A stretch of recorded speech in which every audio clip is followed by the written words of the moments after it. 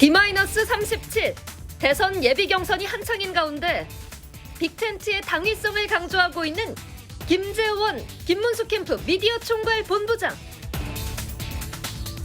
삼선 국회의원, 대통령 비서실 정무수석 비서관, 국민의힘 수석 최고위원 역임. 한덕수 대통령 권한대행이 출마하게 되면 보수 진영표의 잠식을 막기 위해 단일화 제안을 먼저 할 예정이라고 강조. 한덕수 총리가 출마를 현실적으로 무소속으로 출마를 하게 되면 이분은 이 보수 진영의 이 표를 잠식할 가능성이 훨씬 더 많기 때문에 그 단일화 제안을 먼저 할 예정입니다. 김재원 미디어 총괄 본부장이 생각하는 국민의힘 경선 전망과 대선 구도 집중 분석합니다. 6월 3일 실시되는 21대 대통령 선거 후보 선출 움직임이 한창입니다. 국민의힘은 최종 결선에 오를 2명의 선출을 앞두고 있고 민주당은 오늘 최종 후보를 발표합니다. 김문수 후보 미디어 총괄 본부장을 맡고 있는 김재원 전 의원과 얘기를 나눠보겠습니다. 김 본부장님 안녕하십니까? 안녕하세요. 네. 어제 국민의힘 대선 후보 경선 4명의 토론회 MBN 스튜디오에서 있었습니다. 김문수 후보를 포함한 4명의 후보들의 토론회 어떻게 평가하셨습니까? 그 앞에서 그 자유 주제로 네. 이 뭐 1대1 토론을 했었는데요. 그때는 상당히 한동훈 후보와 홍준표 후보가 정말 치열하게 그 언쟁을 하고 심지어는 좀 막말에 그 준하는 여러 가지 발언들이 오갔거든요. 그래서 네. 사실 저 개인적으로는 굉장히 좀 걱정스러웠습니다. 이게 대통령 후보를 선출하는 당내 경선 토론에서 국민들이 보기에는 한 분은 화가 났고 한 분은 신경질이 났다 이렇게 표현이 될 정도로 네. 그 굉장히 좀 어려운 토론 과정을 거쳤는데요. 그에 대한 반성이 있었는지 어제 토론에서는 첫 번째 보다는 상당히 부드러웠죠. 예, 첫 번째 네. 그 또 발언을 주도한 것은 그 자유 주제로 물론 그 토론을 시작했지만 주도권 토론한 김문수 후보가 한동훈 후보에 대해서 이제 정책주로 이제 공약을 가지고 질문을 하니까 네. 어쨌든 공약을 두고는 조금 그 저 토론이 좀 격한 토론이 있었지만 그러나 처음부터까지 결국은 정책을 두고 토론을 하면서 인신공격은 거의 없었던 네. 토론이었습니다. 그래서 그게 이 조금만 서로 노력을 하고 금도를 지키면 그래도 좀 괜찮구나 하는 생각은 했습니다. 네. 모레죠. 국민의힘은 29일 3차 경선 진출자 2명의 후보를 가려야 하는 상황인데요. 최종 2명의 후보 예측이 가능할까요? 예, 일단 김문수 후보가 아직은 상당히 앞서 있고 네. 투표 결과에 따라서는 50%를 돌파할 가능성도 없지 않는데 뭐 그러기에는 약간 좀 부족한 면이 있어 보이긴 합니다. 그렇게 될 경우에는 2위 후보가 그 홍준표 후보와 한동훈 후보가 좀 엎치락뒤치락 하는데 네. 현재는 한동훈 후보가 조금 앞서는 느낌입니다. 그래서 김문수 후보와 한동훈 후보가 네. 붙을 가능성이 좀 꽤 네. 많습니다. 그리고 뭐 최종 결과는 뚜껑을 좀 열어봐야 하는 상황이죠. 윤석열 전 대통령과의 관계 설정도 국민의힘 후보 간의 이 이슈가 지금 되고 있습니다. 어제 토론회에서도 안철수 후보는 김문수 후보에게 지금 계엄과 탄핵에 대해서 정부 여당의 일원으로서 국민에게 사과할 의향이 있는지를 물었습니다. 네. 이 부분에 대해서 뭐 즉답되지 김 후보는 그 민주당의 탄핵 책임을 강조했는데 계엄과 탄핵에 대한 김 후보의 입장은 어떤 겁니까? 기본적으로 이제 계엄 문제든 탄핵 문제든 그 굉장히 오랫동안 네. 언론이나 국민들 앞에서 분명히 밝혔죠. 일단 비상계엄 문제에 대해서는 김문수 후보 자체가 지금 정치인 중에서 거의 실존하는 이 비상계엄의 피해자라고 네. 하죠. 비상계엄이 선포되면서 구금되기도 하고, 그랬었죠. 예, 그 비상계엄 이후에 그 등장한 저 제5공화국 전두환 정부에 대해서 강력하게 투쟁을 하면서 직선제 개헌 정치 그 투쟁을 하다가 선우리온 사건으로 구속되어서 그 2년 10개월 가량 복역하고 석방되기도 했는데요. 그러다 보니까 이 비상계엄을 바라보는 시각이 이번에 다른 정치인들하고는 사뭇 다릅니다. 그래서 김문수 후보는 이번에 그 선포된 비상계엄은 과거에 군정을 실시하려는 목적으로 그 선포된 비상계엄도 아닌데 네. 군정을 실시할 것도 아닌데 왜 비상계엄을 선포했느냐? 이게 과연 비상계엄 선포의 요건이 맞느냐? 그리고 비상계엄 선포할 요건이 설사 대통령이 이 독자적으로 판단할 수 있다 하더라도 그 비상계엄 선포를 해서 제대로 끝까지 유지할 수도 없는데 굳이 왜 비상계엄이라는 극약 처방을 했느냐. 나는 이건 반대다. 그리고 비상계엄을 선포해서 그 결과가 어떻게 될지까지 나는 예상이 되기 때문에 만약에 그때 당시 국무회의에 참석했더라면 온몸으로 막았을 거다. 심지어 네. 드러누워서도 막았을 거다. 그런 입장을 했고요. 그래서 이 비상계엄 문제에 대해서 명백히 반대의 입장인데 그렇다고 해서 비상계엄 선포가 곧바로 뭐 내란이 된다든가 또는 위헌행위가 된다든가 또는 헌법에 반하는 중대한 법률 위반 행위이기 때문에 탄핵이 돼야 된다라는 판단에 대해서는 또 전혀 다르게 생각을 하는 것이죠. 이게 대통령 직선제에서 민주적으로 선출된 대통령을 파면하는 것은 극히 조심하고 국민의 민주적 정당성을 갖춘 대통령이 비록 좀 잘못했다 하더라도 임기를 보장하는 것이 대통령제의 근본 취지다. 이런 입장에서 그 탄핵에도 반대하는 입장이었습니다. 물론 그렇다고 해서 윤석열 대통령이 100% 잘했다. 그런 입장은 아닙니다. 윤희숙 여의도 연구원장이 12.3 비상계엄에 대해서 사죄 입장을 냈잖아요. 네. 당 안팎에서도 이를 두고 이제 감론 을박이 있는 것으로 전해졌는데 김 후보 측은 사죄 문제와 관련해서는 어떤가요? 그러니까 이제 비상계엄 선포에 대해서는 굉장히 좀 적절하지 않다는 입장이지만 대통령이 계엄 선포에 이르게 된 행위가 사실은 이 정치적인 사안을 돌파해 보려는 나름대로의 그 의지 표현이었고 그것이 다만 위법 부당했는지 여부에 대해서 헌법재판소는 판결을 냈지만 그러나 마음으로 또 적극 받아들이기 어려운 입장이기 때문에 지금 단계에서 김문수 후보가 사과를 하고 그것을 국민께 사죄를 구하는 그런 단계에는 아직까지 이르지 못했지만 그러나 시간이 지나서 또 어떤 일정한 단계가 되었고 국민적인 요구가 있고 또 그때 가서 조금 더 평가나 국민의 평가가 달라지고 또 당의 입장도 변할 수 있고 이런 입장이라면 그때 가서 고려를 하겠지만 현재 단계에서는 사과할 때가 아니라고 보고 있습니다. 윤 전 대통령이 사저로 들어가면서 이기고 돌아왔다고 한 데 대해서 논란이 있었고 지금 사저 정치 얘기가 계속 나옵니다.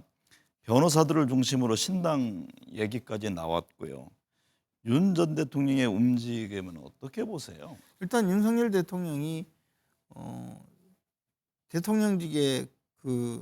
대통령직을 그만두고 사저로 들어가는데 많은 지지자들이 모였거든요.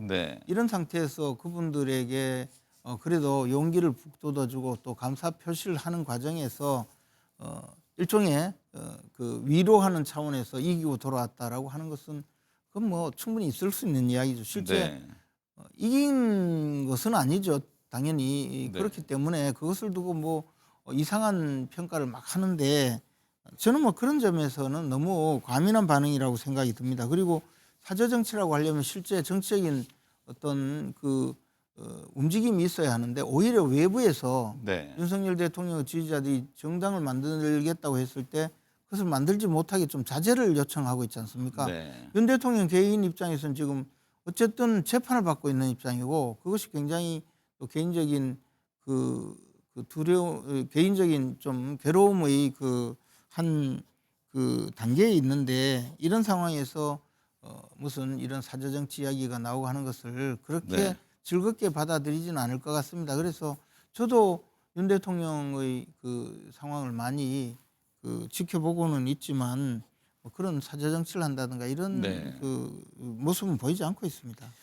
윤 전 대통령 탈당 문제에 대해서는 어떻게 보고 계세요? 지금 이제 그 한동훈 전 대표가 계엄령 이후에 그 윤 대통령을 탄핵 소추 의결할 때 그날 사실은 그 심야에 곧바로 그 윤리위를 열어서 윤석열 대통령을 현직 대통령을 출당시키고자 하는 그런 시도를 했었거든요. 그러나 당시에 윤리위원회에서는 이게 현직 대통령의 출당 근거가 없어서 우리 당원인 대통령의 출당 근거가 없어서 결국 출당하는 것은 실체적으로 또 절차적으로 그 문제가 있다 하고 출당을 거부했습니다. 네. 그런 상태에 있고 지금은 이제 사실은 저 평당원으로 대통령직이 있지 않는 평당원이 되었기 때문에 탈당 문제를 다시 윤리위 차원에서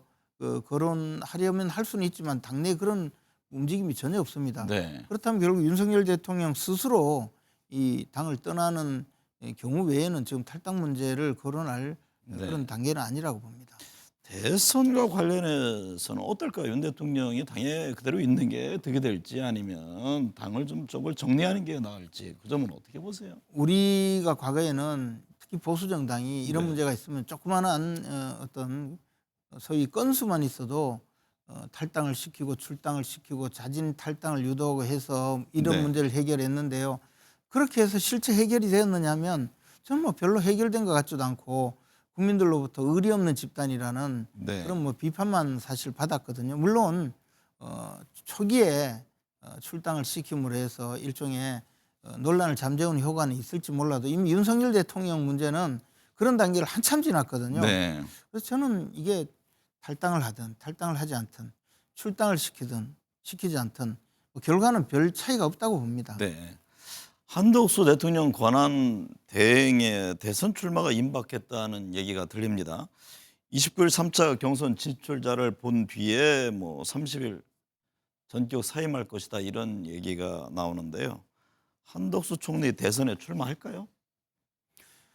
근데 대선 출마가 임박했다 뭐 이런 보도가 쭉 나오고 있는데 네. 본인이 거부하지 않고 부인하지는 있거든요. 않죠. 네. 그렇다면 출마할 거라고 봅니다. 물론 아직까지도 제가 보기에 한덕수 대행이 출마하는 데는 많은 어려움이 있을 거라 봅니다. 우선 네.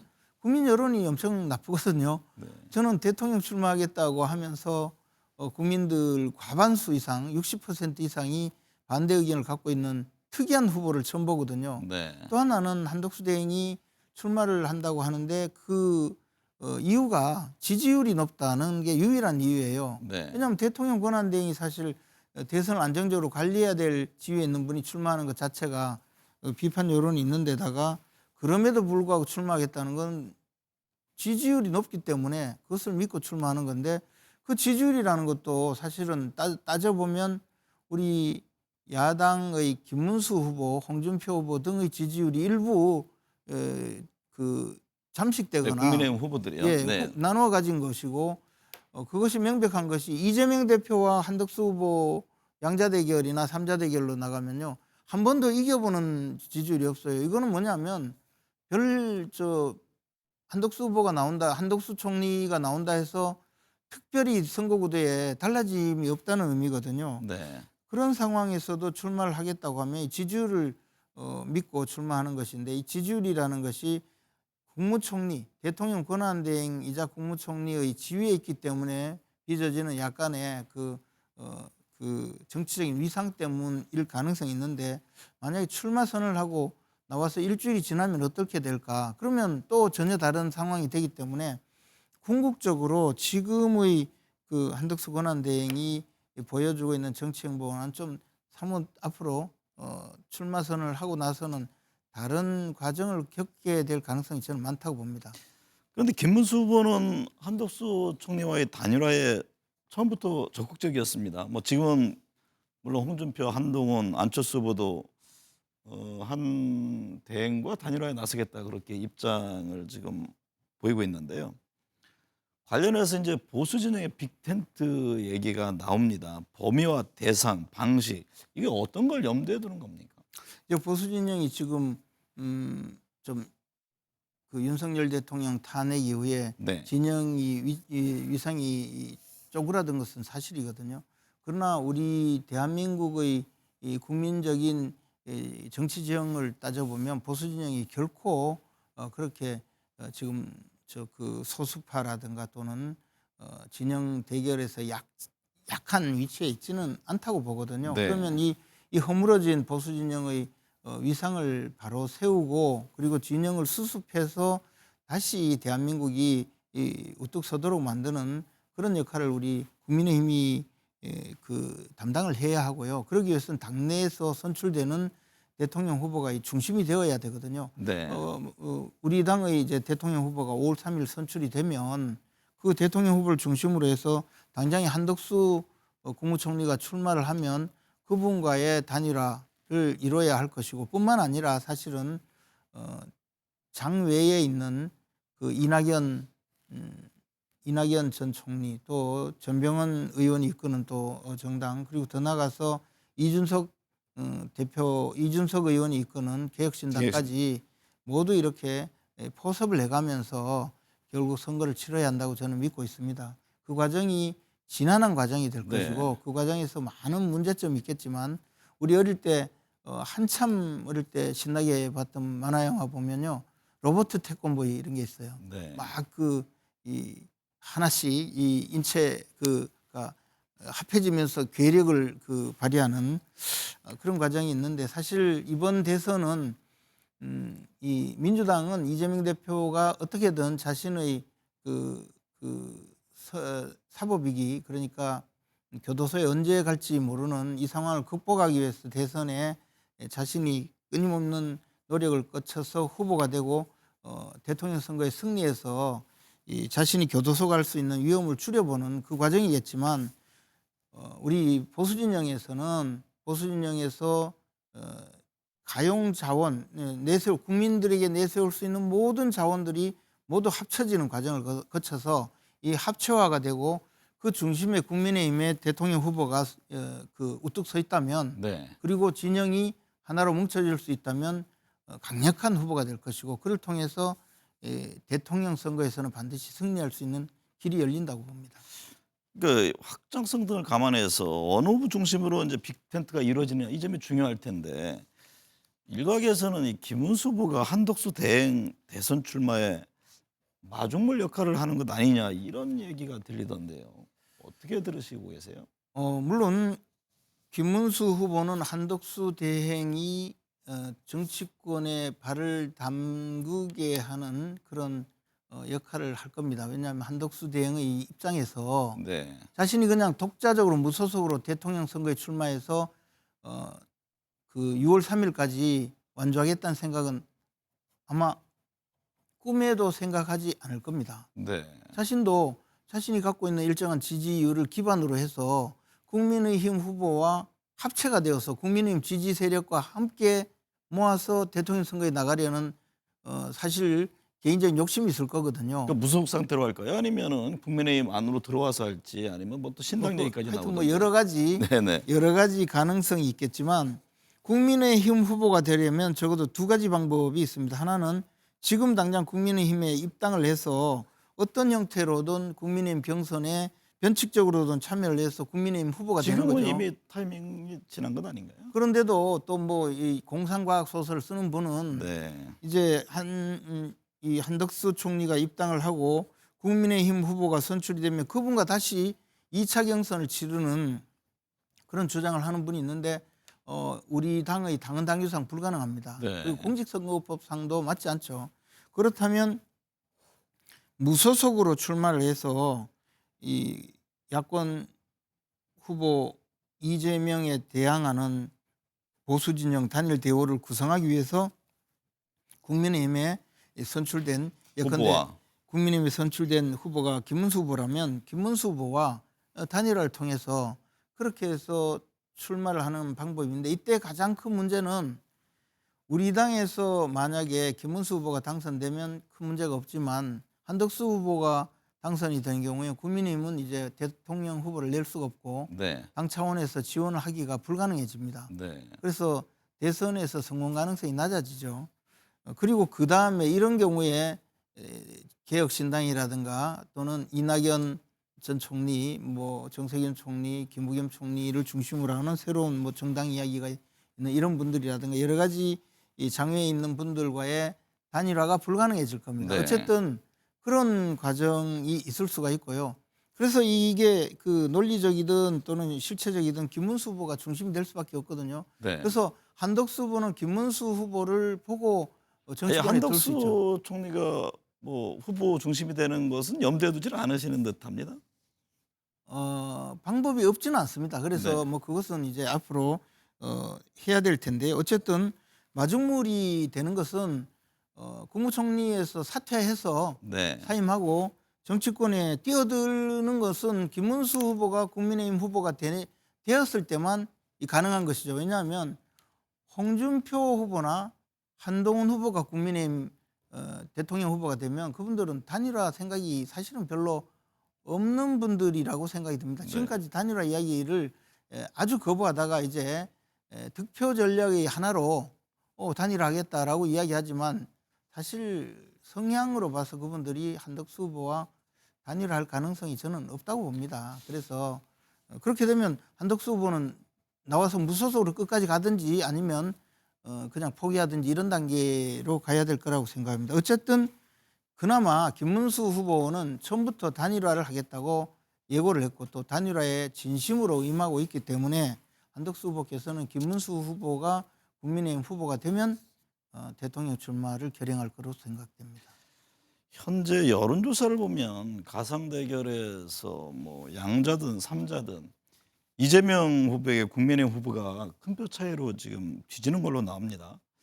지금 쭉 말씀하신 보수 진영 후보의 단일화, 예를 들면 뭐 빅텐트가 이루어진다면 이게 전세를 바꿀 수도 있다고 보시는 건죠? 전세는 당연히 뒤집어질 겁니다. 네. 왜냐하면 이재명 후보가 지금 지지율이 심지어는 50% 넘게 나오는 네. 경우도 있는데요.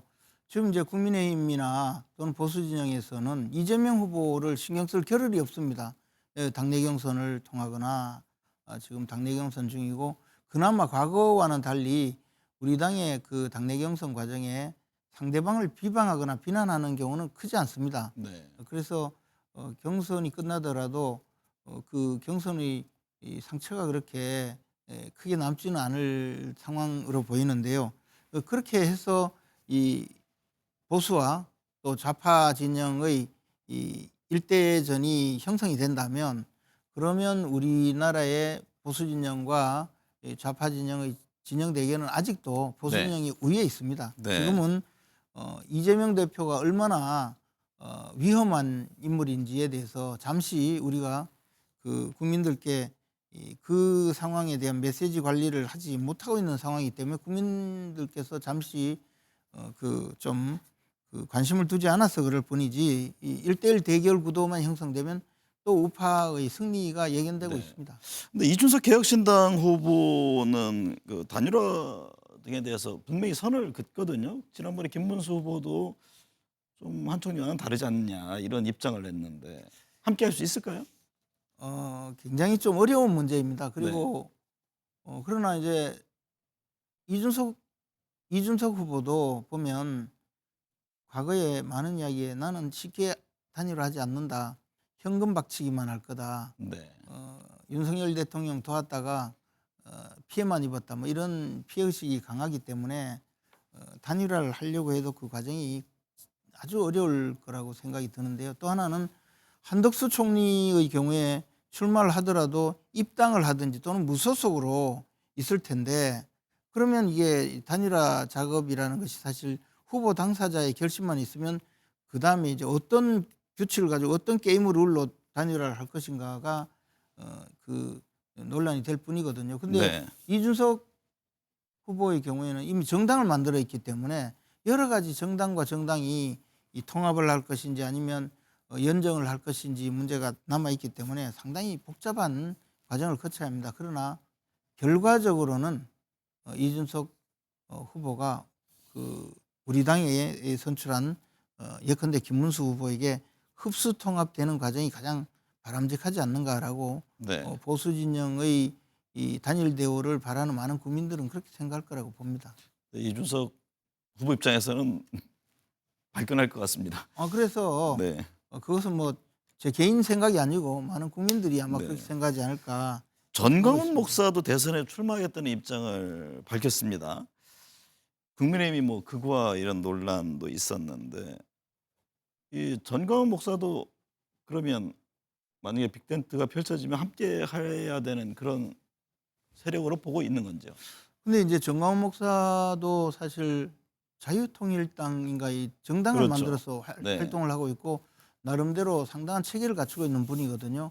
그래서 출마 여부에 대해서는 우리가 어떻게 할 수가 없고 또 그분이 얼마의 그 진정서를 가지고 실제 출마를 말씀하시는지 모르겠어요. 네. 또 하나는 이분들의 세력이 결국은 우리 보수 진영의 한 부분일 가능성이 적지 않기 때문에 네. 실제 정치 세력화에 나서면 굉장히 좀 어려움을 겪을 가능성도 없지 않습니다. 지금 한 표가 아쉬운데요. 네. 그러나 저는 개인적으로 실제 이 그분께서 대통령이 출마하겠다고 공언한 적은 여러 번 있고 네. 그중에 이번에도 또 그런 입장에 있는 것 아닌가 생각하기 때문에 실제 그 출마를 위해서 움직이고 있는 모습은 따로 보여지지도 않기 때문에 그럴 가능성이 높지는 않다고 보고요. 네. 그 후에 어쨌든 그 자유통일당이라는 정당 조직이 있으니 만약에 진짜 출마를 결행을 하고 또 그것이 보수 단일대우 형성에 상당한 타격을 준다면 그때는 좀 생각을 해봐야 네. 되겠지만 지금 아직 뭐 출마하지도 네. 않았는데 가능성을 두고 말씀드리기는 좀 어렵다고 봅니다. 김재룡 의원께서 여러 이제 정치 경험이 있으신데요. 제가 끝으로 6.3 대선구도 쟁점은 어떤 게 될 것으로 보고 계세요? 결국에 우리 보수진영의 후보는 6월 3일 투표가 끝나는 날까지 이 단일 대우를 구성할 수 있느냐, 계속 통합, 연대, 연정 이 이슈가 끝까지 갈 것으로 보여지고요. 네. 단일화에서 시작해서 그다음에 연대, 연정, 통합 이것이 계속적인 네. 이슈가 될 것이고 그것을 이뤄내는 후보가 네. 성공한다고 보고요. 민주당은 이재명 대표가 언제 사법부의 심판을 받게 되느냐, 언제 교도소에 가느냐, 교도소에 며칠 날 가느냐, 왜 안 가느냐, 그 교도소가 가장 큰 이슈가 되지 않을까. 그래서 결국 범죄자와 그리고 통합을 이루는 통합의 그 지도자와 이 범죄자의 이 싸움이 되지 않을까 생각합니다. 네.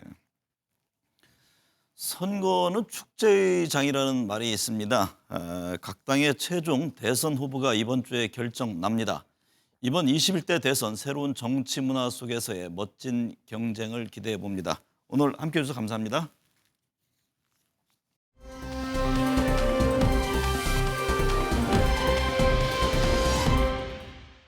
더불어민주당은 오늘 수도권과 강원, 제주를 마지막으로 순회 경선을 종료합니다. 이재명 예비후보가 압도적 지지율을 보이고 있는 만큼 결선 없이 오늘 최종 후보 선출까지 마칠 것으로 보이는데요. 경기 고양에서 진행 중인 마지막 경선 현장으로 가보겠습니다. 표선우 기자, 현재 투표 진행 중입니까? 네, 저는 지금 민주당의 수도권 강원 제주 합동 경선 현장에 나와 있습니다. 행사는 오후 3시부터 시작해 현재 각 후보들의 정견 발표가 이어지고 있는데요. 이재명, 김동연 후보는 조금 전 연설을 마쳤고 이제 김경수 예비 후보의 연설이 시작됩니다. 정견 발표가 끝나면 곧 투표가 시작되고 결과는 오후 5시를 조금 넘겨 발표될 예정입니다. 어제까지 진행된 3개 권역 경선에서 이재명 예비 후보가 압도적인 선두를 달리면서 결선 투표 없이 오늘 최종 후보까지 선출될 것으로 예상되는 상황입니다. 이 마지막 연설에서 이재명 후보는 국정 운영 의지를 드러냈고 다른 두 후보는 마지막 표심 구애에 나서면서도 원팀을 강조할 것으로 보이는데요. 특히 이 후보는 조금 전 자신의 정치적 고향인 경기도에서의 경험을 거듭 언급하면서 국정 운영의 적임자임을 강조했습니다. 현직 경기지사인 김동연 예비 후보는 경기도에 대한 감사를 시작으로 경제 위기에 맞서 함께 싸우겠다는 마지막 정견 발표 메시지를 냈습니다. 김경수 예비 후보는 메가시티 공화국 공약을 계속 이어갈 것으로 보입니다. 오늘은 지난 21일부터 실시된 일반 국민 여론조사 결과도 함께 발표되는데요. 이 여론조사 절반과 지역 경선 권역별 득표율 절반을 합산해 최종 후보가 선출되는데 이 승부는 사실상 결정돼 있다는 평가가 많습니다. 이제는 현재까지 90%에 가까운 누적 득표율을 기록한 이재명 후보가 역대 민주당 대선 경선 최고치를 달성할지 여부에 관심이 주목됩니다. 지금까지 더불어민주당 수도권 강원 제주 합동 경선에서 MBN 뉴스 표선우입니다.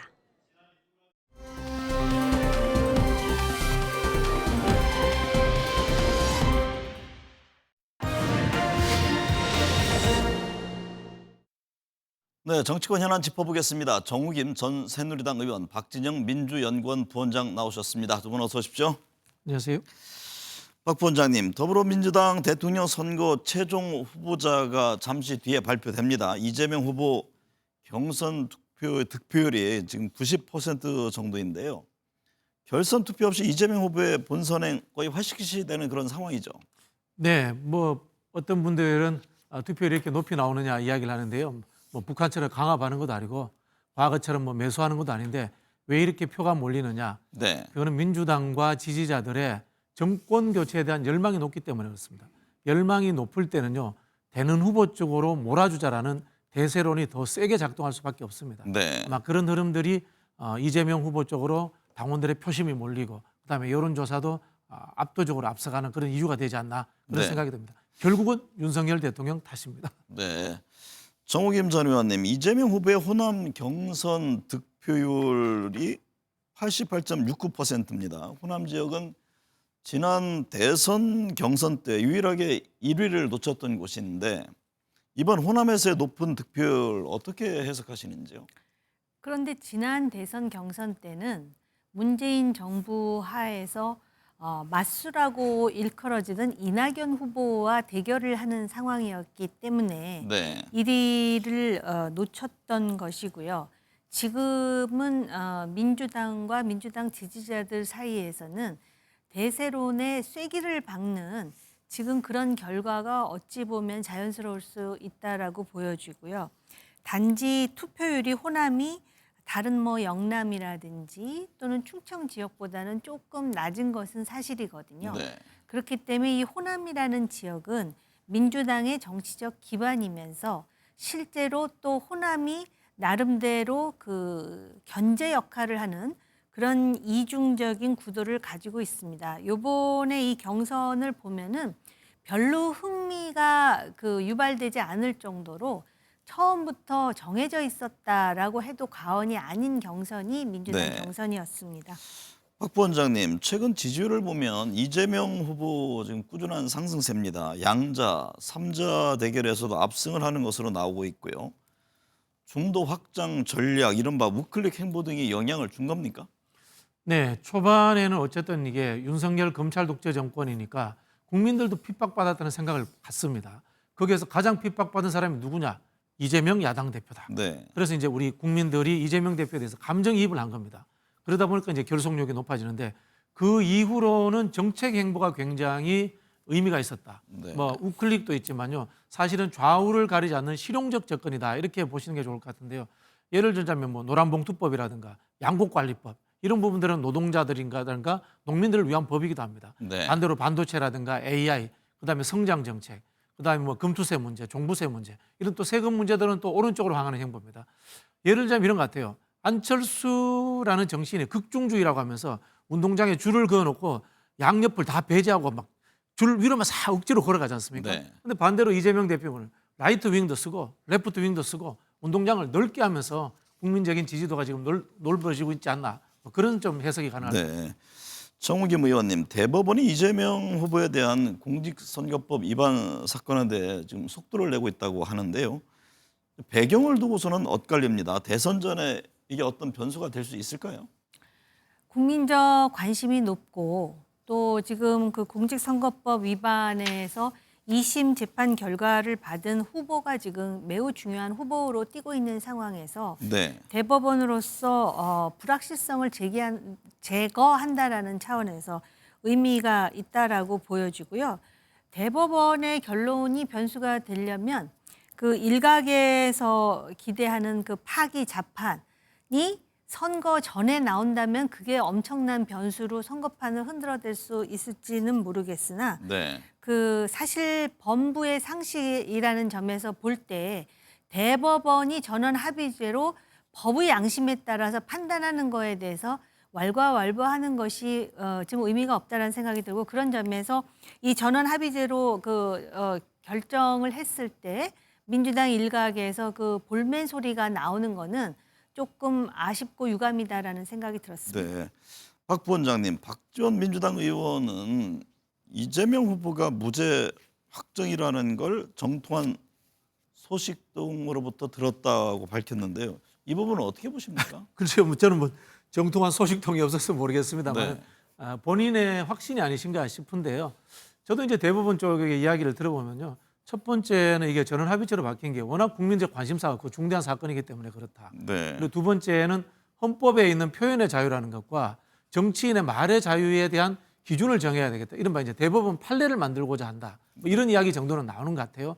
즉 2심에서 무죄가 나온 것을 현실적으로 뒤엎기는 불가능한 상황이기 때문에 우리 의원님 말씀하신 것처럼 정치적 불안정성을 제거해 주는 것이 사법부의 또 고유의 역할이 아닌가. 뭐 그런 측면에서 박지원 의원이 말씀하시지 않았나 그렇게 추정이 됩니다. 네.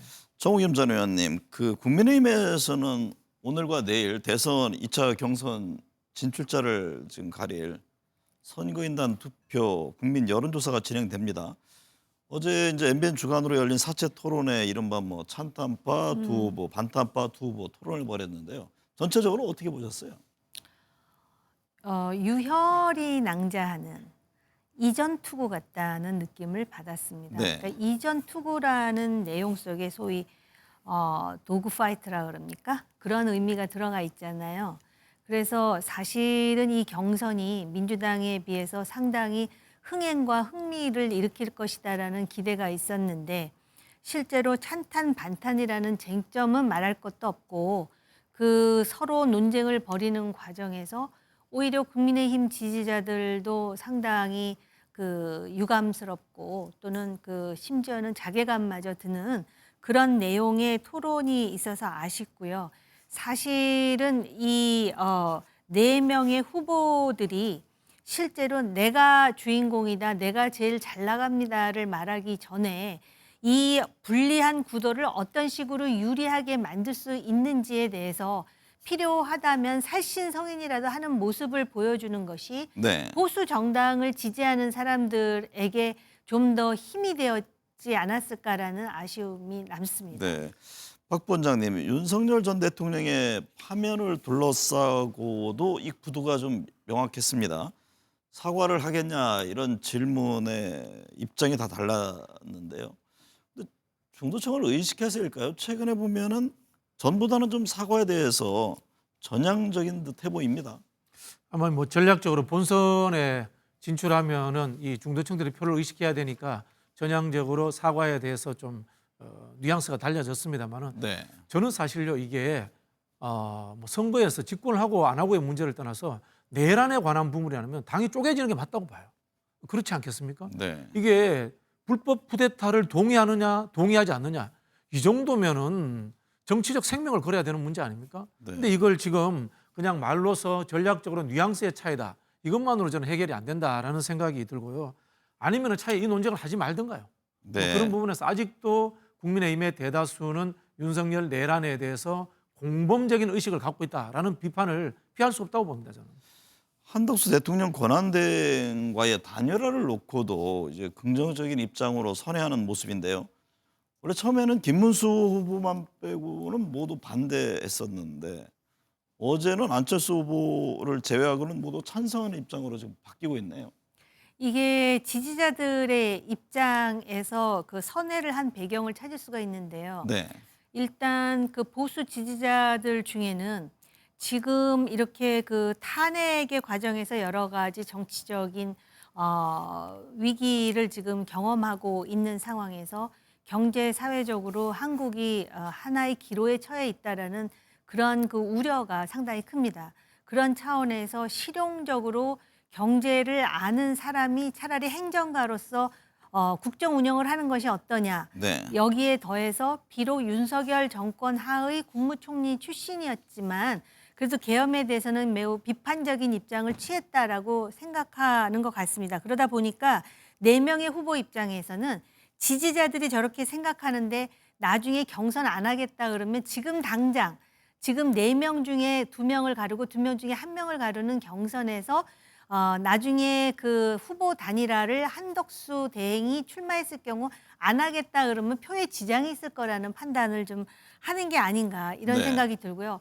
또 지금 한덕수 대행에 대해서 아직 나온다고 선언하지도 않았는데 벌써부터 그 마다하거나 견제하는 모습을 보이면 왠지 자신이 없어 보인다라는 그런 기우도 지금 작동하는 게 아닌가. 그러니까는 네. 한덕수는 같이 참여해서 나중에 1등을 고른다 하더라도 매기에 불과하다라는 자신감을 지금 이런 식으로 표출하고 싶은 생각이 있었던 것 같습니다. 박 원장님, 얼마 전에 윤희숙 여의도 연구원장이 비상계엄 사태와 뭐 수직적인 당정 관계를 비판하면서 사과를 했습니다. 이를 두고 국민의힘 안에 뭐 온도차가 있다고 하는데 4명의 경선 후보들은 모두 공감을 했습니다. 이 점은 어떻게 보셨어요? 공감하느냐가 중요한 게 아니라 네. 어떻게 행동으로 옮기느냐가 저는 필요하다고 봅니다. 윤희석 전 의원의 사과는 뭐 의미 있습니다. 그리고 이 원인을 뭐 수직적 당정 관계에서 당이 견제하지 못했다 이런 이야기를 하는데, 근데 이거는 뭐 제왕적 대통령제하에서 어쩔 수 없는 측면도 있습니다. 네. 그럼 결과는 뭐냐? 이걸 해결을 해야 되거든요. 제가 봤을 때는 윤석열 대통령에 대한 출당이라든가 제명 이런 조치들이 나와야 됩니다. 네. 과거에 박근혜 대통령 사례와 비교해 보면은 좀 박근혜 대통령 너무 억울할 것 같아요. 윤석열 대통령과 비교하면은 그 잘못이 저는 100분의 1도 안 되는 것 같은데, 홍준표 그 당시 후보가 박근혜 대통령 제명했습니다. 지금 아무도 당에서 그런 이야기 안 하잖아요. 저는 결정적으로 중요한 것은 윤석열 대통령이라는 죄를 지은 사람을 어떻게 당적 차원에서 징계할 것인가. 네. 이걸 분명히 하는 것이 최종적이라고 봅니다. 국민의힘 최종 2명의 후보가 누가 될지 오늘 뭐 29일 날 결정 나는데 언급해 줄 수 있습니까? 그 토론을 보면은요, 이 토론에서 누군가가 이렇게 우뚝 솟아야 토론도 재미가 있고 상황을 반전시킬 수가 있는데, 그런 우뚝 솟는 뒷심을 발휘하기에는 좀 부족한 측면이 있었다라고 보여지고요. 네. 저는 솔직히 1, 2등으로 누가 올라올지 모르겠습니다. 여전히 이제 불투명한 상황이다. 네, 이 그렇기는 말씀이군요. 하지만은 지금 계속 민주당이 문제 삼는 게 바로 계엄과 탄핵 아니겠습니까? 네. 그렇다면은 보수 정당으로서 전직 대통령과 선을 긋는 그 작업은 굉장히 중요할 거라고 보고요. 그런 차원에서 이건 저 순전히 제 개인 생각이라서 네. 욕을 먹어도 할 수 없는데, 토론은 다 참여하되 지금 제가 볼 때 안철수 후보는 올라올 가능성이 상당히 낮을 것 같습니다. 그렇다면은 대담하게 담대하게 토론엔 다 응하되, 내가 이 과정에서 그래도 이 보수의 가치, 그다음에 그 계엄과 탄핵에 대한 분명한 그 선을 긋는다는 차원으로 본인이 단일화에 좀 적극적으로 움직여줬으면 어떤가 하는 생각이 들고요. 그리고 조금 전에 이제 윤희수 여의도 연구원장, 네. 그 사람 말한 거가 하나도 틀린 게 없습니다. 근데 제가 아쉬운 게 뭐냐면은 그 얘기를 왜 인지합니까? 네. 진작에 했어야 되는 거 아닌가. 그런 차원에서 지지자들과 유권자들도 다 판단하고 있는데 자신들의 잔계산만 하다 보니까는 유권자들의 마음에 녹아들지 못하는 측면이 있는 것 같습니다. 박 원장님은 어떻게 보고 계세요? 뭐 제가 보기에는 한동훈 전 대표는 일단 결선에 올라갈 것 같아요. 네. 그런데 그 후보는 못 될 것 같아요. 네. 그럼 결국은 김문수 아니면은 홍준표 두 분 중에 한 사람인데 네. 잘 모르겠습니다, 솔직히. 네.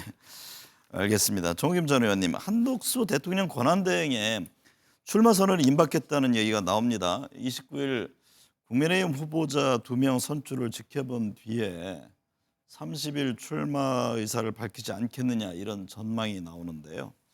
어떨 것 같습니까?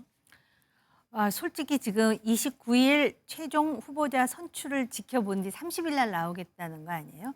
사실은 나올 생각이 있었으면 빨리 나와야 맞는 것이고, 네. 이렇게 말해놓고 설마 안 나오진 않겠죠. 이러다가 만약에 안 나오기라도 하면 오히려 김 빠지는 그런 결과가 나올 수도 있는 겁니다. 그렇기 때문에 사실은 그 지금 한덕수 대통령 권한대행과 관련해서 제가 좀 전에 보수 지지자들은 굉장히 관심이 높고 기대가 있다 그러지만은 여론을 보면은 한덕수 권한대행이 출마하는 것에 대해서 맞듣지 않아 하는 여론이 높은 것으로 제가 알고 있습니다. 네. 그렇기 때문에 본인이 만약에 출마를 결심했다면 왜 출마를 해야 되고 이것이 지금 이 그 위기의 대한민국 호에 어떤 순기능을 할지에 대한 분명한 그 시그널과 설득이 필요할 것 같습니다. 민주당 이재명 후보는 한대행에 대해서 이게 심판이 선수로 필요한다고 비판을 했습니다. 한대행의 움직임은 어떻게 보고 계세요? 사실 권한대행이 대통령 선거를 관리해야 될 책임자 아닙니까? 근데 지금 선수로 나온다고 하니까 지금의 하고 있는 행보들 자체가 출마하기 위한 하나의 과정 또는 홍보 수단으로 국정을 운영하고 있는 것이 아닌가 의심이 될 수밖에 없는 거죠. 이른바 네. 이해 충돌의 행위를 지금 하고 있는 겁니다. 그렇기 때문에 이제 공정하지 못하다는 이야기를 드리는 거고요. 더 근본적으로 가보면은 한덕수 총리는 이 내란에 책임이 있는 사람입니다.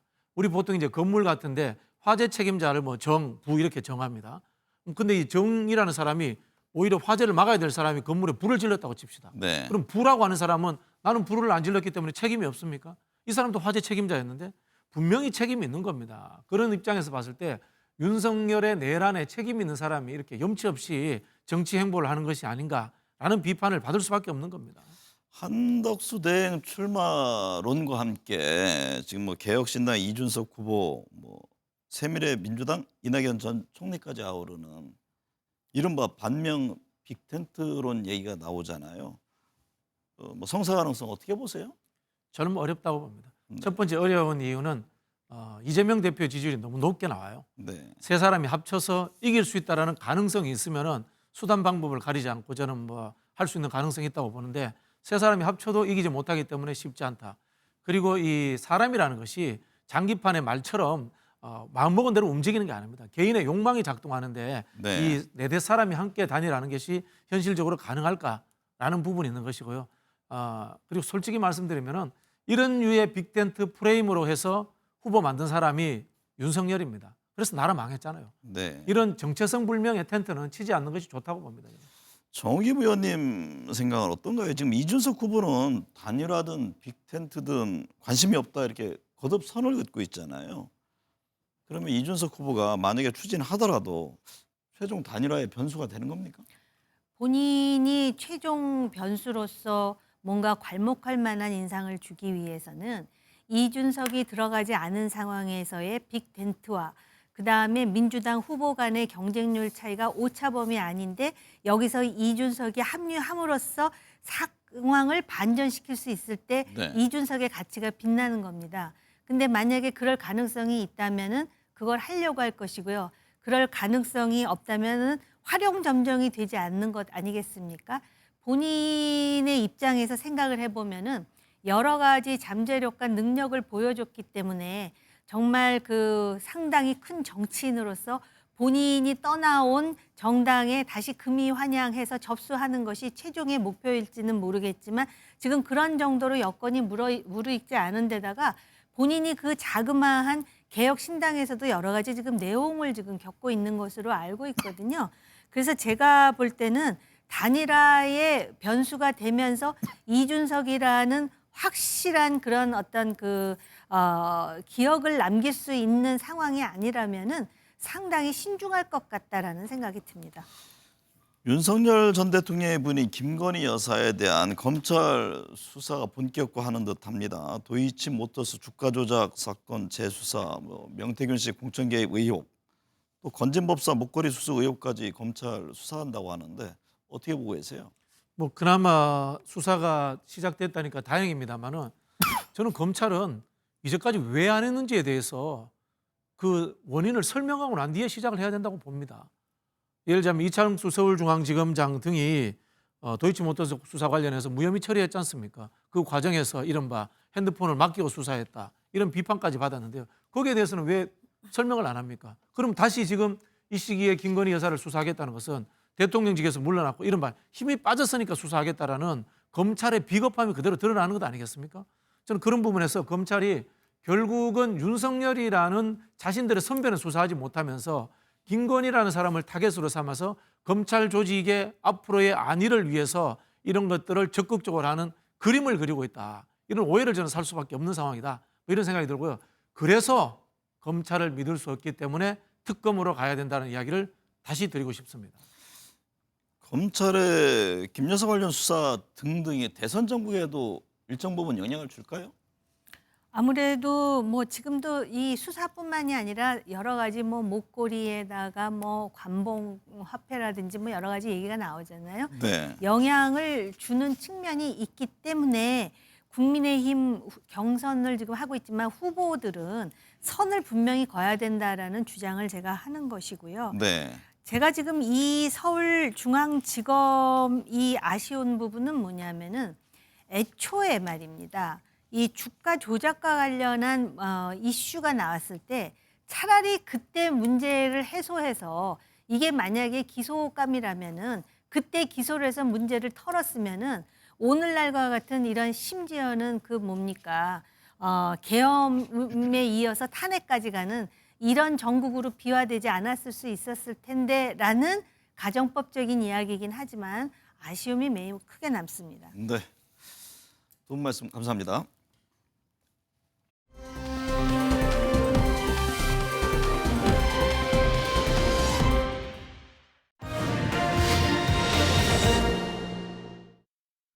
네, 한 주간의 여론 흐름 짚어보겠습니다. 배종찬 인사이트 K 소장, 김미연 RN서치 소장 나오셨습니다. 두 분 어서 오십시오. 안녕하십니까? 안녕하세요.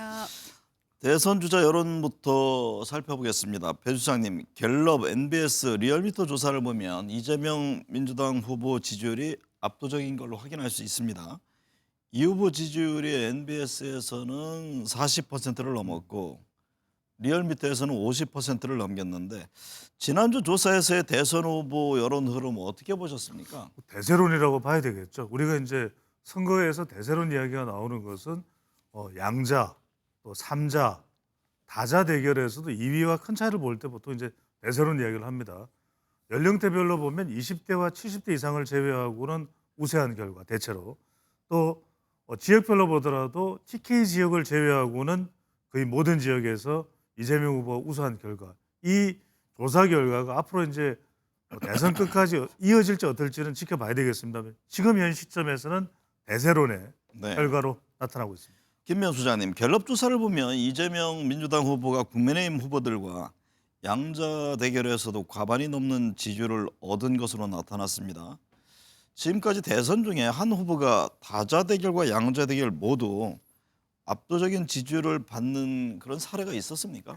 제 기억은 없는데요. 네. 특히 다자 대결에서 가반을 얻었다는 거는 저는 상당히 경이로운 숫자를 달성한 거다. 차후에도 이런 숫자는 좀 나오기 힘들지 않을까 하는 생각이 드는데요. 거기에는 한 두 가지 이유가 있는 것 같습니다. 네. 민주당 입장에서는 지금 뭐 이재명 후보를 대적할 후보가 없다는 것과 그리고 국민의힘에서는 절대적인 강자가 없다는 거죠. 그러다 보니까 이 표쏠림이 매우 이제 이재명 후보를 향해서 매우 이제 강해졌다는 걸 알 수 있고요. 그러다 보니까 대선 가상 양자 대결에서도 50%가 넘는 지지율을 지금 보이고 있는데 문제는 이게 끝까지 끌고 갈 수 있을까 하는 이제 문제가 지금 남아 있는 거죠. 네. 배 소장님, 갤럽 예. 조사를 보면 이재명 민주당 후보 대구 경북 TK 지역에서도 보수 후보와 양자 대결에서 40% 안팎의 지지율이 나오던데요. 대표적인 보수 지역에서도 지지율이 높게 나오는 배경, 이건 어떻게 해석을 해야 합니까? 기본적으로 일단 대세론이 깔려 있다고 봐야 될 것 같고요. 두 번째로는 보수 후보들의 좀 무력화되어 있는 현상, 뭐 탄핵이나 또 지금의 상황의 여파가 계속 기울어진 여파가 지속되고 있는 것이고 네. 또 한편으로는 보수 후보들은 결집이 안 돼 있습니다. 다 좀 개별적으로 나눠져 있습니다.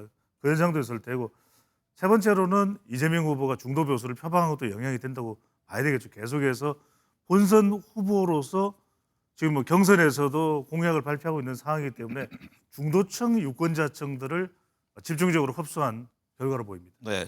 김미연 소장님, 반면에 국민의힘 후보가 한 지지율을 보면은 오차 범위 내 지금 접전 양상을 보이고 있습니다.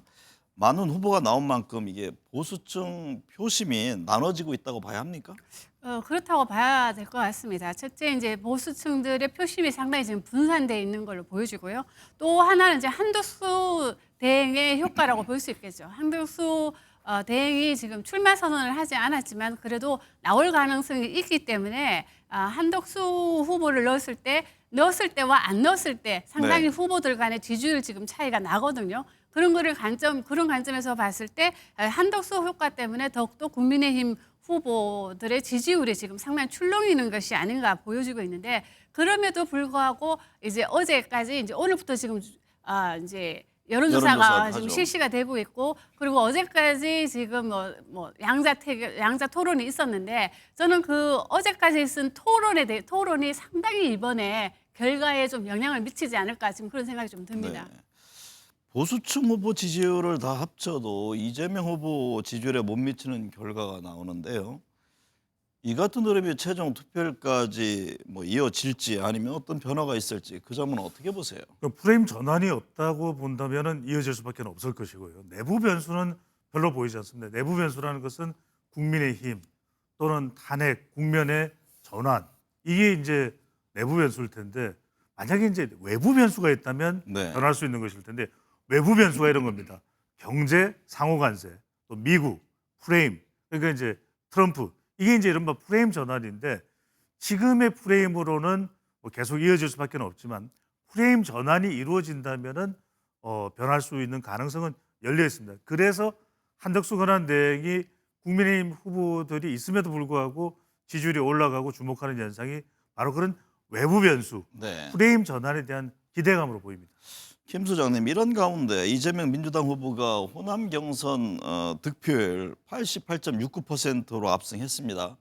호남 지역은 뭐 지난 대선 경선 때 1위를 뺏긴 곳인데 이 텃밭에서도 대세론을 확인할 수 있었다, 이렇게 봐야 합니까? 당연하죠. 그런데 지금 이 경이로운 숫자입니다. 88.69라는 퍼센트라는 숫자는, 이거는 김대중, 노무현 전 대통령도 해보지 못했던 숫자거든요. 그런 관점에서 본다면 이 텃밭에서도 이런 대세론을 지금 확인해 줌으로써 지금 이제 진보 진영만 지금 얘기하면, 진보 진영에서는 얼마나 큰 표차로 우리가 총결집을 해서 이번 대선에서는 큰 표차로 이겨야 된다. 그래야만이 우리가 차기 정권에서는 일을 할 수 있는 동력을, 국정 운영의 동력을 갖출 수 있다고 생각하기 때문에 지금 진보 진영은 최대한 지금 결집하는 모양새를 지금 보여주고 있기 때문에, 그래서 호남에서도 이런 경이로운 숫자 90%, 왜냐하면은 아시다시피 권리당원이 제일 많은 지역이 아닙니까? 한 그렇죠. 34% 정도 된다고 하는데, 그 지역에서 또 투표율도 요 근래 가장 높았다고 하거든요. 그런 걸 감안해 봤을 때 90% 가까운 득표율이라 아마 경이로운 숫자라고 밖에 말할 수밖에 없습니다. 배 수장님, 잠시 뒤 발표될 후보 선출에서 민주당은 결선 투표 없이 대선 후보가 확정될 것으로 보이는데요. 이재명 후보의 경선 득표율 지금 90% 가량인데 네.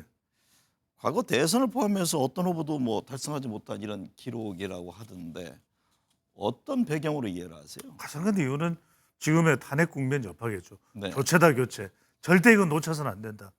무조건 하고 정권 교체를 해야 된다. 이 생각이 민주당 지지층과 당원들 사이에 뚜렷하게 있는 것이고요. 실제로 이 지금 경선 대선 후보로 결정되는 이 득표율이 네. 이전에 김대중 전 대통령, 또 보수 쪽에서는 박근혜 전 대통령이 뭐 절대적인 지지를 얻었던 인물들이지 않습니까? 그보다도 더 높은 거예요. 그건 뭐냐면 압도적이고 절대적일 수밖에 없는 것은 지금의 국면. 그래서 일각에서는 그런 이야기도 합니다. 너무 이재명 후보, 이재명 전 대표 집중적인 거 아니냐 하지만 민주당에서는 아무런 누수가 없는 것은 호남마저도 그런 이유가 가장 크다고 봐야 되겠습니다. 김미연 소장님, 국민의힘은 어제 2차 경선 마지막 그 사자 토론이 끝났습니다. 앞서 이제 토론의 중요성을 말씀하셨는데 NBS, 에이스 리서치, 엠브레임 리퍼블릭 등 이제 여론조사 기관마다 좀 후보들 지지율이 다르게 나타나고 있는데 어떻게 봐야 합니까? 현재는 초접전 상황으로 봐야 합니까? 예, 지금 나오고 있는 여론조사 결과를 보면 당연히 이제 초접전 상황으로 지금 나오고 있는데, 물론 1등, 1, 2등의 순위가 바뀌어진 조사가 나온다고 하더라도 모두 다 오차 범위 내에 있는 거고요. 네. 그리고 압도적인 지지를 받는 후보가 4명 중에는 아무도 없습니다. 그런 관점에서 봤을 때 이 결과는 뚜껑을 열어봐야 된다. 그럼에도 불구하고 저는 이 어제까지 있었던 TV 토론이 상당히 당심에는 영향을 좀 주지 않았을까 하는 생각이 좀 드는데요. 네. 왜냐하면 홍준표 후보가 상당히 이 상대방의 약점이라고 할까요? 그거를 찌르는 그런 토론을 벌였는데, 그게 상당히 그 후보들한테는 아픈 부분이 있었고, 그다음에 그 홍준표 후보와 김문수 후보 간의 대결에서는 내란 독립군들이 이제 김문수 지사 말대로라면 그건 내란 혐의다 이런 얘기를 했거든요. 네. 그런 것이 저는 상당히 어떤 중도층, 소위 말해 지금은 역선택을 방지하기 위해서 중도층과 국민의힘 지지자들만 응답을 할 수 있는데 그런 관점에서 봤을 때 그런 답변, 그런 질문 이런 거는 상당히 중도층에 좀 영향을 주지 않을까 이런 생각이 좀 들기 때문에 저는 뭐 네 분 다 모두 다 토론을 잘 하셨지만 그 토론 결과가 상당히 이번 결과에 좀 영향을 미치지 않을까 이런 생각을 좀 해봅니다. 배종찬 소장님, 네. 모레 29일 국민의힘 그 2명의 후보가 가려지게 되는데요. 어떤 점이 핵심 변수가 될까요? 저는 결국 토론 성과가 반영될 걸로 보입니다. 네. 확장성, 그다음에 경쟁력, 그다음에 전투력인데 결국 윤심에 대한 정리를 어떤 식으로든 할 수 있는 모멘텀이 만들어지느냐 이게 상당히 중요할 수밖에 없을 것 같고요. 최근에 국민의힘 지지층이나 또 무당층을 대상으로 한 여론조사 결과를 보면 한동훈 후보가 상당히 약진하는 그 배경도 될 수 있을 것 같고요. 하지만 기존에 이 당원 지지를 안고 있는 뭐 김문수 후보나 홍준표 후보의 경쟁력도 무시할 수 없는데 중요한 건 이 부분일 것 같아요. 그러니까 당원들이 얼마나 이 국민의힘 지지층이나 또 무당층의 여론을 쫓아가느냐 이게 상당히 중요할 수 있거든요. 그럼 본선 경쟁력이 될 수밖에 없기 때문에 마지막으로는 한덕수 이 권한 대행을 지지하는 지지표가 당원들 중에서도 있을 거 아니겠습니까? 네. 이 사람들이 누구 쪽으로 가느냐. 대체적으로는 김문수 후보 쪽으로 갈 것으로 많이 정치적으로 있습니다만 이게 실질적으로는 어느 후보에게 가느냐도 상당히 중요한 그런 변수가 될 것으로 보입니다. 김면 소장님, 한덕수 대통령 권한대행의 출마 가능성이 지금 언급되고 있습니다. 뭐 30일일 것이다라는 추측도 나오는데 어떨 것 같습니까? 그래서 저는 초반에는 출마할 거라고 예상을 했는데요. 네. 저 개인적인 생각입니다만은 좀 실기한 게 아닌가 좀 생각이 좀 듭니다. 왜냐하면 출마 이야기가 나오고 난 뒤부터 각종 여론조사에 한덕수 대행의 이름이 올라갔음에도 불구하고 지금 나오고 있는 여론조사 결과를 보면 이 4강에 든 국민의힘 후보들하고 별 차이가 없거든요. 오히려 한 후보들의 지지율을 좀 갉아먹는 그런 여론조사도 있기 때문에 저는 지금 상황에서는 뭐 출마 다음 주 뭐 30일을 한다는 이야기도 있습니다만은 이번 주죠. 네, 이번 주. 근데 네. 그럼에도 불구하고 저는 어느 정도 파괴력을 가질 수 있을까 하는 좀 의문이 들기 때문에 저는 나온다와 안 나온다가 좀 반반이지 않을까 이런 생각을 좀 해봅니다. 에이스 리서치와 메타보이스 조사에 따르면 한덕수 권한대행의 출마를 반대하는 목소리가 과반을 넘는 것으로 조사됐습니다. 이 부분은 어떻게 봐야 합니까? 막상 출마하면은 뭐 부정적 여론이 높아질 수도 있다 이렇게 봐야 하나요? 이 부분이 중요합니다. 근데 이제 전체적으로는 그런데 국민의힘 지지층이나 보수층에서는 출마 찬성의 의견이 더 높거든요. 네. 더 높습니다. 그 이야기는 이걸 이제 기반으로 해서 한덕수 권한 대행이 이제 출마 여부를 결정할 텐데 두 번째는 전체적으로는 출마 반대가 높다. 이건 중도층들이 반대가 높다는 겁니다. 결국 한덕수 권한 대행의 과제도 중도일 수밖에 없는 것이고 중도는 그렇다면 어떤 상황에서 움직일 것인가. 이것은 한덕수 권한 대행이 나와서 말 그대로 출마 선언 이후에 가라앉는 한덕수가 되느냐 아니면 좀 더 부각되는 한덕수가 되느냐는 프레임 전환입니다. 아까 말씀하셨던 대로 지금도 한덕수 권한 대행이 기대하고 있는 것은 최상목 부총리의 이 협의 보고를 받는다는 이야기거든요. 바로 이 경제, 상호관세 그리고 미국 또 트럼프로 28일은 도널드 트럼프 주니어가 또 방한을 합니다. 이런 것과 연관돼서 프레임 전환이 되느냐 안 되느냐가 될 것으로 보입니다. 한동훈, 홍준표, 김문수 국민의힘 후보는 한덕수 권한대행 출마 시 손을 잡을 수 있다 이런 얘기를 합니다. 이른바 빅텐트론인데 이 점은 어떻게 보십니까? 지금은 후보들이 다 그렇게 얘기를 하죠. 네. 네 명의 후보가 다. 근데 막상 후보로 결정됐을 때 과연 아무 사심 없이 받아들일까? 네. 저는 그럴 가능성은 없다고 보여집니다. 그리고 이제까지 역대 이제 결과를 보면 이 정당 소속의 후보가 무소속 후보를 항상 이겼거든요. 네. 비록 뭐 한덕수 대행이 총리라는 직을 3년 동안 유지했다 하더라도 정당 생활을 한 번도 한 적이 없고 아무리 정당에 있는 후보들이 있는 국회의원들이 한덕수 대행을 지지한다고 하더라도 그것이 그대로 이어질까 당신까지 저는 그 부분에 대해서는 매우 좀 회의적이기 때문에 결과적으로 말하자면 너무 실기했다, 너무 끌었다. 출마하려면 얘기 나왔을 때 했었어야 되는데 지금 출마 결정해서 어떤 파괴력, 돌파력을 가질 수 있을까? 저는 뭐 상당히 좀 회의적입니다. 배 수사님, 보수 빅텐트를 두고 지금 여러 시나리오가 거론되는데요. 예. 그런 가운데 개혁신당 이준석 후보는 반대 입장을 분명히 하고 있습니다. 네. 이 빅텐트론 성공할까요? 빅텐트로 가면 저는 오히려 실패할 가능성이 높을 걸로 봅니다. 왜? 네. 텐트 치기도 힘이 겨운 것이거든요. 저는 친다고 생각하지 말고 빅 플랫폼으로 가야 된다. 만약에 그래도 한번 도전을 해보려면. 이유는 뭐냐면 결과적으로는 명분이 필요하거든요. 근데 반 이재명으로 가서는 저는 그렇게 성공할 가능성이 높지는 않을 걸로 봅니다.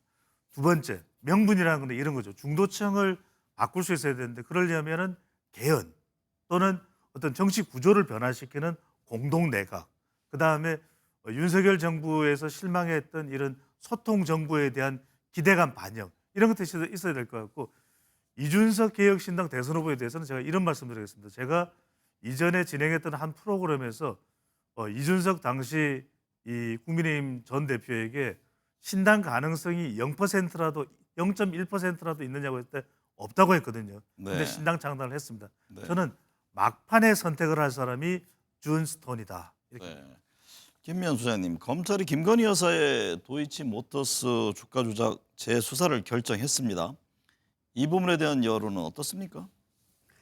글쎄 뭐 조금 늦은 감은 있죠. 그럼에도 불구하고 뭐 검찰이 재수사한 거에 대해서는 뭐 여론은 환영할 것 같습니다.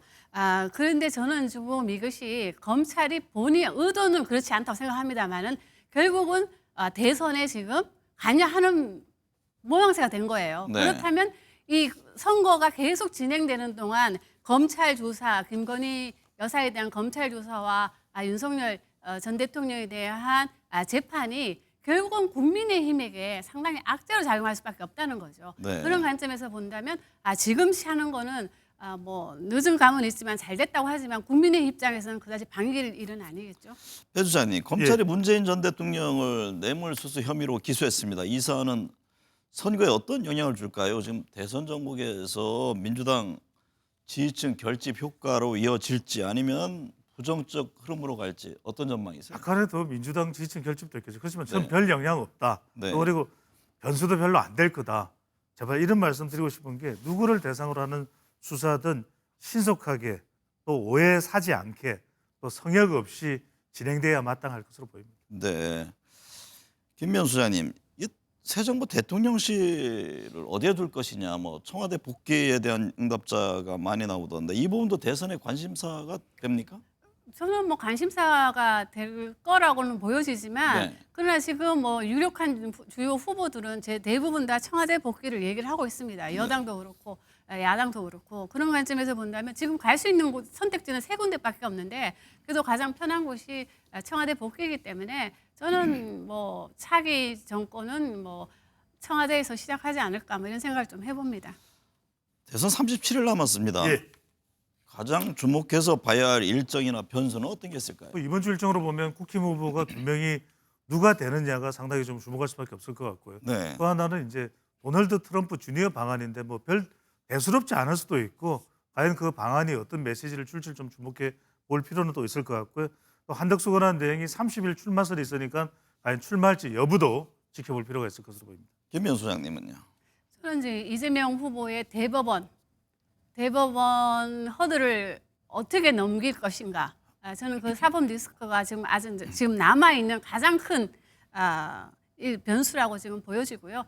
그리고 지금 말씀하신 대로 그 미국과의 관계 이것이 지금 문제가 되고 뭐 거론이 되고 있는데요.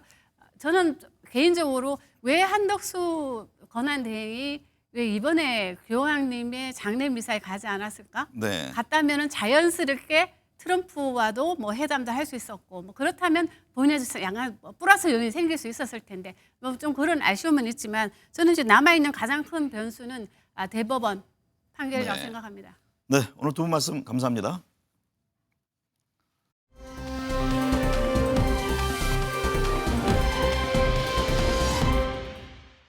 한덕수 국무총리와 최상목 경제부총리는 12.3 비상계엄 사태 이후 대통령 권한 대행을 번갈아 수행하고 있습니다. 한 대행이 대선 출마에 나설 경우 최 부총리는 다시 두 번째 대통령 대행을 맡게 됩니다. 한기선 국무조정실장은 5개월여 동안 4번의 대통령 권한 대행을 맞이하는 진 기록을 갖게 될 상황입니다. 이들 모두의 공통점은 정통 경제관료 출신이라는 점입니다. 지난 20대 대통령 선거에서는 정치인들의 무대였던 대통령직을 사법고시 출신 공무원이었던 윤석열 후보가 차지했지만 탄핵으로 귀결됐습니다. 정통 관료 출신의 대통령 권한 대행으로서 국정을 안정시키고 능력을 보여준다면 지도자로서 새로운 대안 세력의 위치를 향후 갖게 될지도 모를 일입니다.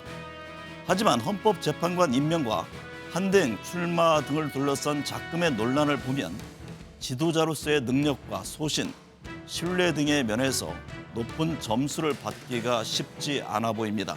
시청해주신 여러분 감사합니다.